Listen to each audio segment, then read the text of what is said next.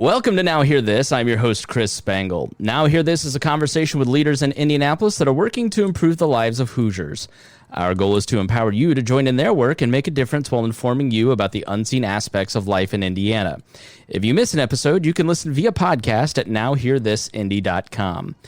Today, I am talking to a much-needed organization here in Indianapolis. It is Pack Away Hunger, and their website is packawayhunger.org. Today, we are speaking to Pack Away Hunger, and their website is packawayhunger.org. It is a much-needed organization at this time, dealing with COVID-19 and the pandemic and the economic fallout from it. And joining me to talk a little bit about that and their organization is Abigail Harlan, who is the executive director of Pack Away Hunger, and Allison who is their communications director. Thank you both so much for joining me. Thanks for having us. Thanks, Chris. Abigail, please tell us a little bit about Pack Away Hunger. What is it and what do you do? My pleasure. We are a local organization based here in Indianapolis, but we do global work. Our mission is to eliminate hunger in Indiana and around the world through nutritious food, education, and service. Okay, and so Allison, tell us a little bit about how the organization got started. When did it get started, and who do you serve mostly? What is the community that you reach out to? So we were founded about 10 years ago, and really our community is a very diverse one that we serve. We are, as Abigail mentioned, we are dedicated to eliminating hunger both here in Indiana and around the world. And so the communities that we serve are both very local and then also international. And so historically, we've had partnerships in countries like Haiti and Guatemala and Honduras. But we are really focused on getting their meals to where the need is greatest, and then also through the most trusted partners.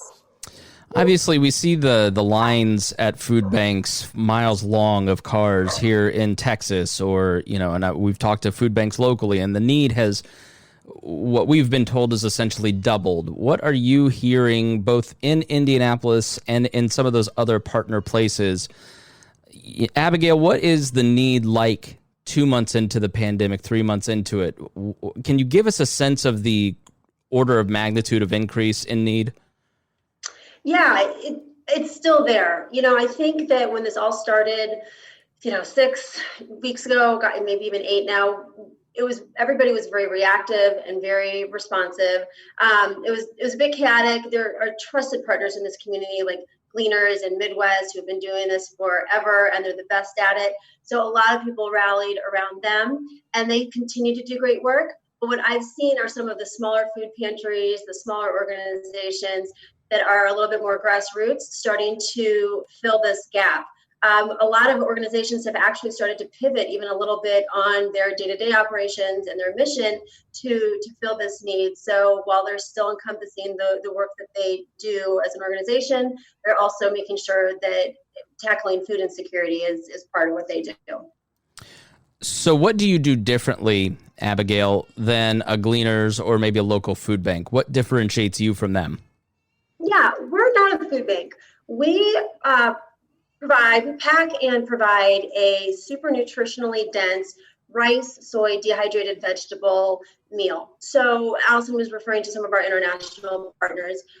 Historically, almost just over half of our meals do go to organizations abroad that are in health clinics or nutritional clinics, some community centers. About 48% of those meals have stayed here locally in Indiana. That's starting to shift in the recent year or two as the need is increasing domestically. So right now here in Indianapolis, just in response to COVID-19, we have distributed just over 193,000 meals, which is very atypical of what we would typically do. Our rice product also is really a great accompaniment to the Gleaners in the Midwest, all-encompassing kind of more holistic boxes of vegetables and proteins and some of the grocery items as well. So we're making sure that our product is still with those partners that we've had for a long time, but also that it's in these smaller food banks.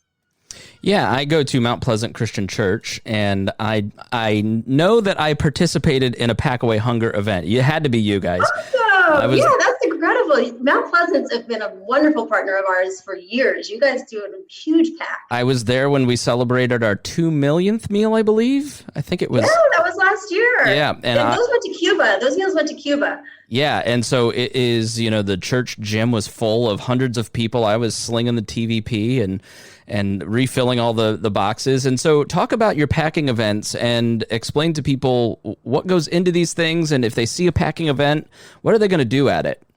Let's go to Allison. Let's give Allison a chance to jump in, the communications director for Pack Away Hunger. Well, what we really love about our packing events are that they are completely inclusive and accessible. So one, the types of organizations that hold packing events, we work with businesses, we work with churches, community groups, and schools. So really an organization of any type can host a packing event. And as I mentioned, they're completely inclusive so that age-wise, anyone from, we say, 3 to 103 can participate. And it's a really hands-on way to impact the life of someone else by creating this dehydrated meal that Abby mentioned. And so what you would experience is you're in this room, you're on a packing line with your friends or your colleagues, and it's really an assembly line where we create this meal. So someone is pouring in rice and then soy and then adding the vitamins and all the way to the end of the line to where the meal is sealed and then packed into boxes. And at the end of this packing event, you have this great visual of hundreds of boxes and hundreds of thousands of meals sometimes that you all have just created. And so I think it's a really powerful and fun way to serve other people. So do these become soups because it went into like a vacuum packed bag and you talked about the rice, the vegetables. Does it become like a soup, a super nutritious soup that you pass out? And then, how is it cooked? And then how does it nourish people? And is it, you said it was a supplement, or in some cases, is this the only meal that a lot of people get? I can answer that. Yeah, it's both. It can be a supplement, or oftentimes it is the only meal that people get. In fact, a dear friend of mine was working on some recipes and made it last night with her parents. It was texting me about it last night rather. The meal itself, we have tons of recipes surrounding this, so you can make it into a casserole, you can make it into a soup. I've spoken with some people that make it into granola bars or protein bars because they find that that's the most successful way to have their kids get this nutrition. And the meal itself is, as I mentioned before, super nutritionally efficient. We work with the Mattel Institute, which is a nutritional institute in Ohio, to formulate this M+ micro pack or packet of microvitamins and macrovitamins. It has 23 micro and macronutrients in it, and it's essentially, originally rather, it was formulated to address the issue of chronic undernutrition and malnutrition in children internationally. So stunting, wasting, reduced fetal growth development, things like that. But we found that this product is also very appropriate domestically. Again, food insecurity is very real here, and people are extremely undernourished. Yeah, that's excellent, and I love I think people have the idea that to solve food insecurity, let's clean out our cabinets and let's get the Dinty Moore that's been in there for 5 years and take that down to the food shelter. And this experience that I had was the first time when I was like, oh, they're solving this on a really meta level, at a high level, with a ton of, this one day event at our church was able to feed, hundreds of thousands of people. Where did the idea for this come from? Because again, I think, let's just throw some canned foods and rice at the problem and it'll get solved. Who developed this and how did it come about? Yeah, I'd like to speak to some of the food insecurity piece, and then I'm going to let Allison respond to the founder of the organization, because she knows him much better than I do, and he's incredible. But I will say, in response to kind of your idea of solving this on a more macro level and looking at it in different ways, it's important to remember that hunger is a big word, right? It's kind of ethereal. What does it mean? Food insecurity is actually something that the USDA addresses, and it's lack of access to food, to adequate food, right? So enough food And I think historically that's where some people think, to your point, let's throw out the empty more, as you said, or let's, take some of our food that's going to expire soon and, give it to a family that needs it or to a food pantry or partner that can distribute it. But not only is food insecurity lack of access to food, but it's also lack of access to nutritionally adequate food, right? So food that lacks nutrition. A lot of food deserts, which is often a big issue right now, particularly here in central Indiana. You have a lot of these stores that may have chips or processed foods, things high in sodium, but not whole foods. And so even though there may be the ability at a corner store or at a gas station to get food at a cheap price, it's not nutritionally adequate. And so that is also considered food insecurity. Allison, tell us a little bit about the founding of the organization and the idea behind this. Sure. So Pack Away Hunger was originally a part of a national nonprofit called Kids Against Hunger. And about 10 years ago, Larry Moore was our former executive director. He founded a Kids Against Hunger satellite on the south side of Indianapolis. And so we were operating kind of within that umbrella of Kids Against Hunger for a number of years. And then what happened and what was really the impetus for moving away from Kids Against Hunger was that we saw that there was an opportunity to make this meal even more nutritious. And that is where what Abby talked about, our partnership with the Mattel Institute for the Advancement of Human Nutrition, they really were on the ground. They're very, very concerned about how nutritious this meal is. And so we were able to partner with them and get the vitamin pack that goes into our meal. And so as a way to get to that, we separated from Kids Against Hunger and started Pack Away Hunger. The kind of the look of it is effectively the same as when we started, but the meal has gotten more nutritious. And then what we've really worked to do in the past, I would say, year or so is refine our mission. And I think what's really important to us is not just to provide this food and put this food out there and then kind of walk away from it. It's really important to us that we meet all three of the aspects of our mission. So as Abigail mentioned, nutritious food, education, and service. And so being at the packing events themselves with your business or your church or community group, that's really the hands-on service aspect of this. It's invaluable to be and serve in person and not just make donations. Though we are always grateful for donations, but service is a really key component of our mission. And then I'm going to let Abigail talk about the education component of that as well. I mean, we talked about the nutritious food, but I think education is something that we're really pushing hard for right now and to integrate that into our model. So Abigail, I'll let you chat about that. Great. Thanks. Yeah, it was exciting to work with the board and our staff and our supporters to restructure our mission in the last year. And something that I think is really important when you're looking at any kind of change in anywhere in the world is the educational piece, right? Like, where are we starting? Where are we breaking this cycle? How are we going to ensure that people are not hungry?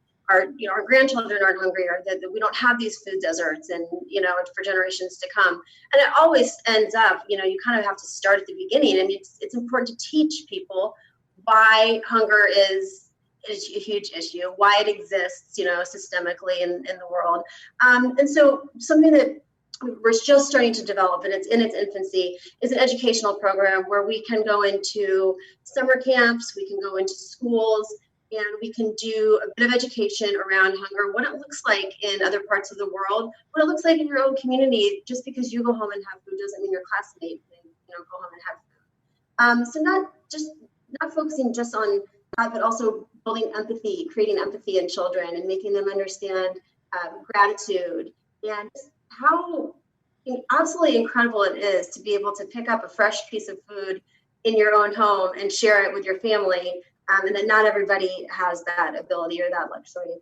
And then how that matters and how their brain develops and how they grow and all the things. So we're really focusing on an educational program that we can bring again to schools and summer camps And then we'll obviously, of course, tie in the foundation, and the core of what we do is then by doing a service activity with these students, with these campers, where they can come together after they've learned all of this and create meals to feed a community or children in other countries that may need it. So let me ask, I mean, you've got a captive audience here, or I guess it's sort of captive. When you're putting this together and you have statistics and you have highlights, give us some of the bullet points of that educational piece. What do you, when you go out to schools, you go out to camps, what do you say to people? Educate our audience along with them right now, if you would, Abigail. Yeah, absolutely. I mean, I guess we could talk about, there are a couple resources that everybody in the hunger world kind of turn to. One is, of course, the United Nations Food and Agriculture Organization. And they alone say that just 815 million people in the world, or 10.7%, are suffering from chronic undernourishment, right? And what's really interesting about that is if just over 10% of this world is hungry, they've done studies where all the food on this planet exists. There's enough food to feed everybody, for everybody to get their caloric intake daily, all over the world, no matter where you are. There's enough food. So it's our systems that are pretty broken right now, right?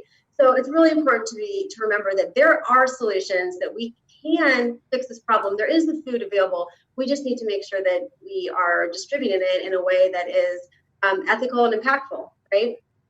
Here in Indiana, 13.3% of Hoosiers are hungry, right? So again, kind of unacceptable. I mean, that 1 in 6 children are going to school hungry.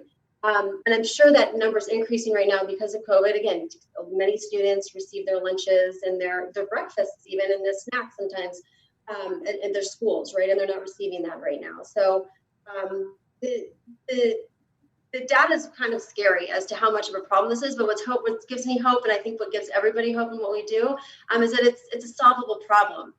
We just need to make sure that we're all coming together to solve it, and then we have systems that work. Allison, what are some other points? And you're listening to Now Hear This with Chris Spangle. We're talking to Pack Away Hunger, which is a great organization that puts together an event that creates this nutritious meal that gets shipped both here and around the world. And we're talking about their educational piece that they're working on. We're talking to Abigail Harlan, the executive director of the organization, and Allison Avon, who is the communications director. So in that educational piece, was there anything that she missed? What else do people need to understand about the cause of hunger and fighting hunger overall? And then maybe give us some insight as to what's happening right now. Certainly. Well, Abigail definitely covered that very well. So I don't necessarily have anything to add about what we're trying to do in the hunger realm, but just by way of example, we've been working with Perry Township schools, and they reached out to us through another partner of ours, ProAct Indy, and they are, like many school districts, distributing food out to those families who are in need right now. And they had been at a point where they just completely ran out of food. And so we were able to come in, we were able to help distribute meals. Abigail can probably talk about the numbers of those specifically a little bit more. But I think it's just really important for people to understand that it's a wide-reaching problem. And I think that even in communities and counties where you would think, oh, hunger is not a problem, food security is not a problem, it's really widespread and certainly does impact a number of communities more so than others. In some Indiana communities, food insecurity is as high as 19%. So that's very high, but it's a statewide challenge for sure. How many meals would you estimate you've given out since the beginning of the pandemic? Let's say early March. Since early March, and I can tell you exactly, we have distributed 193,392 meals. Wow. Okay. A plus for knowing that exactly. But also, is that 193,000 people, or is that, do people take several meals, or what kind of, those 193,000 meals, how much does that break down? Yeah, that's a great question. And no, it's not, it's difficult to kind of measure individual units, right? Because for one, we're not the distributor. We distribute through, our trusted partners in the food pantries. So sometimes it's difficult for us to gauge how many individual family units or how many individual units are consuming our meal. What I will tell you, since you're familiar with it, one of our packages of the product is 6 meals. And so typically a family would get 1 or 2 packages. So, 12 meals, you would say probably go to each household. So, I'm not sure, 193,000 divided by 12, we're probably affecting that many households. I'm in radio. I dropped out of math for a reason. How many meals do you get out of one of these bags? Because they seem like, I don't know, maybe the size of a Lay's bag, like your classic, if I were to relate it to like maybe a pretzel bag, if you're buying at the grocery. How many meals do you get out of that? Yeah, 6. There's 6 meals in that, 6 servings. Okay. And again, that's based on, again, just the nutrition panel, but also the meal kind of expands if you add a protein. A lot of people add chicken or a condensed soup, lots of fresh vegetables, and then it obviously can be more.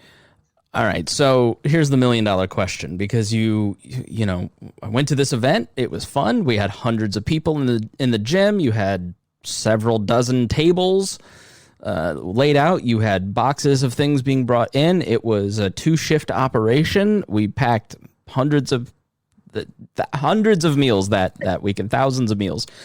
And it was a great time. Everybody was having a party. The music was up. Everybody was dancing. Families were together. It was just a great event. Now you add a pandemic into it and a viral spread of 2.8 R naught value. How do you hold an event like that? How do you create these meals at a time when they're most desperately needed, when you've got coronavirus spreading around? If I wanted to hold one of these events, could I? How are you operating with that, Abigail?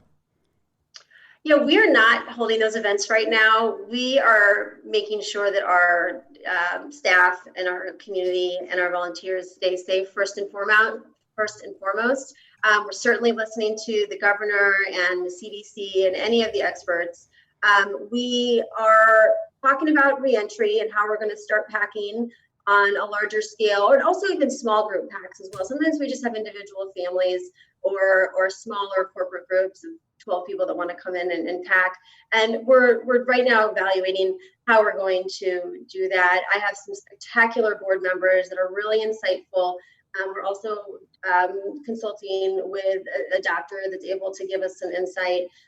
So we're definitely, we certainly want to be packing meals as soon as possible. We're walking very cautiously, and we're not going to rush anything. So you had individual boxes of the ingredients, and then they all get combined into a package.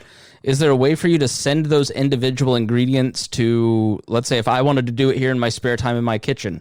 Has that been thought about? Is that even feasible? Yeah, we actually have thought about that. We've done a couple test runs with staff. And sometimes it comes down to risk and liability. And if we have these open ingredients in other people's homes and we don't know what people's lifestyles are. So it was something we certainly explored, and we would love to be able to do like a porch drop with some raw materials, have the people pack, and then us picking up on the porch. But we're not there yet. Maybe someday.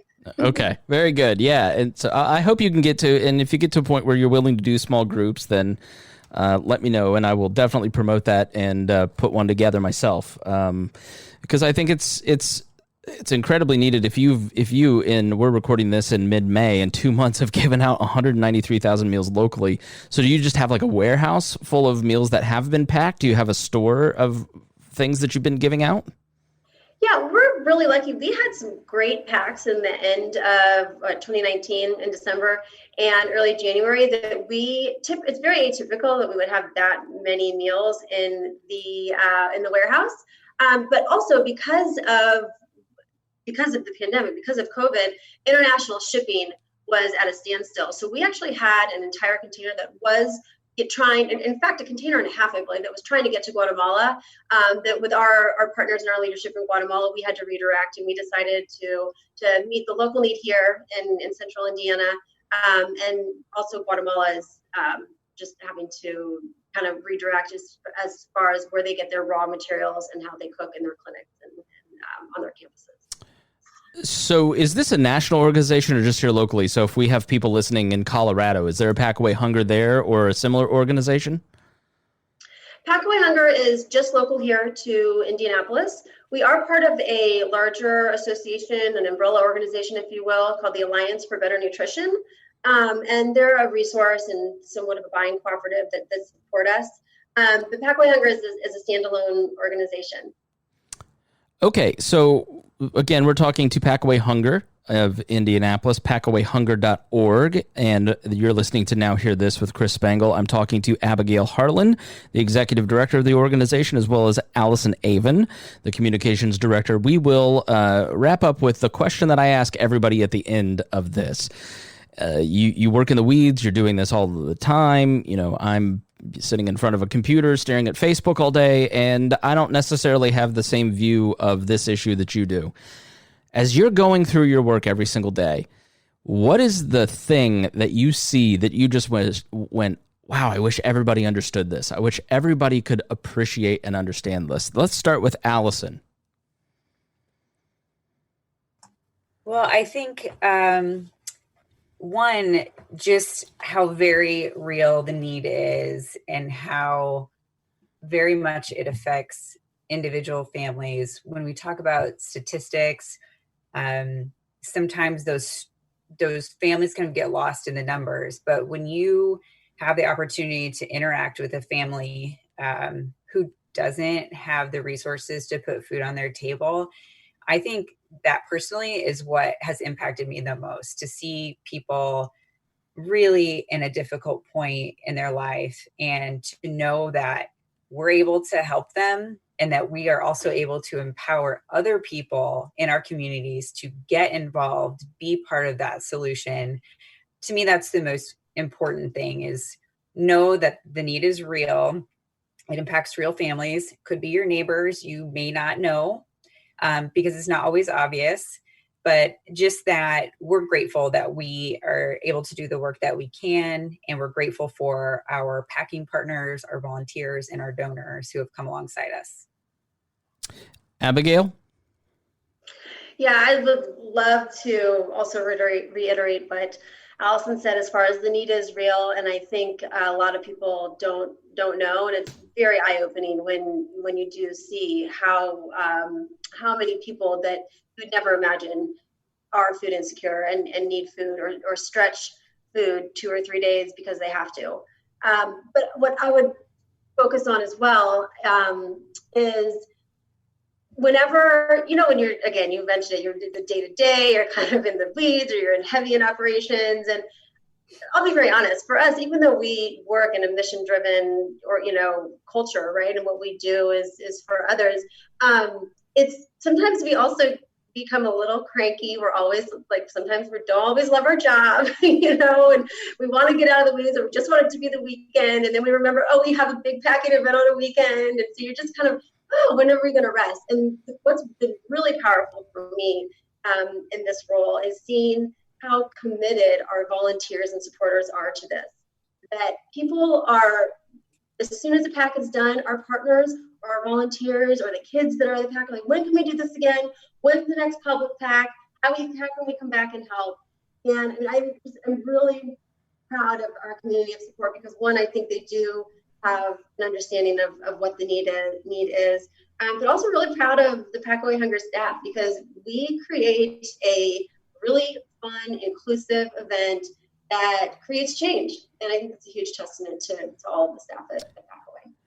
And I would like to make a pitch for just cash donations. All the charities that we talk to, all the nonprofits that we talk to, when we speak to these full-time staffers on this show, they need salaries too. And those volunteers that do a great job, the materials that they buy, that all comes from cash donations. So I assume you take cash donations, and how can people do that if they'd like?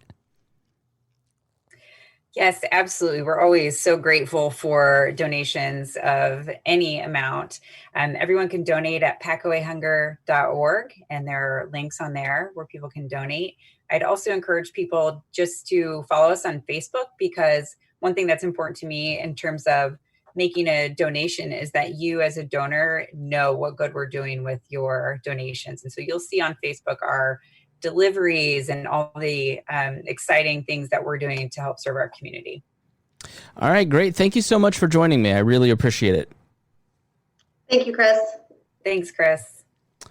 Thanks for listening to Now Hear This. I'm your host, Chris Spangle. If you missed any portion of our program, you can listen on our website, nowhearthisindy.com.